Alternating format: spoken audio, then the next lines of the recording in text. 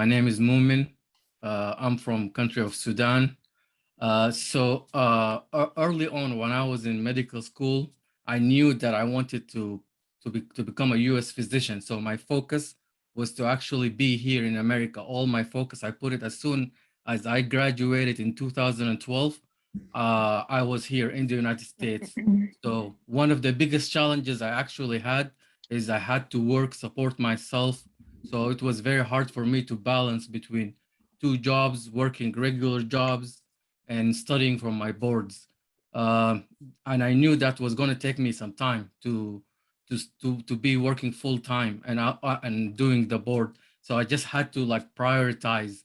And also I had to find a way to stay clinically relevant. I knew that it's going to take me a long time to finish my board. So my first job actually here, I started working as a security officer in a hospital. I made connections. Yeah, made connection that way. And every doctor I met in the hospital, I asked them for if I can do clinical experience with them, if I can shadow them, and it worked fine. I gained over 28 months of clinical experience in my 5 year working in a hospital. So, and I worked my way up from a security officer 3 years, and then I got recognized after I passed my first board.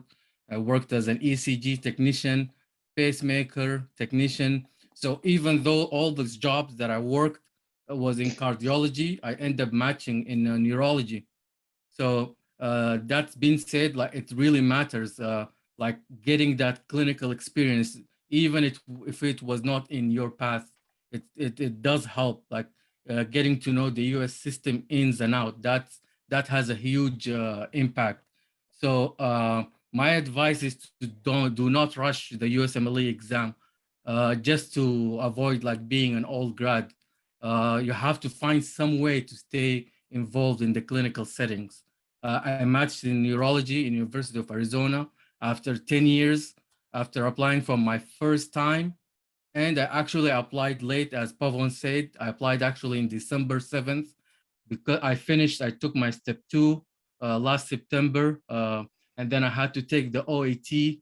I could have taken the step two earlier, but I wasn't ready and I was not going to rush it. So there's always a way. You need to take your time to make sure you get at least in the average boards. And also my other advice, the programs, they look at the application as a whole. They just don't look at just your USMLE scores or your rotations. So you have to work in every aspect of the application. And that's where USMLE Sarti family really helped me. I was very, very nervous about interviews after 10 years, getting my first interview in neurology. I was not confident at all. So Sarti, the team really helped in that.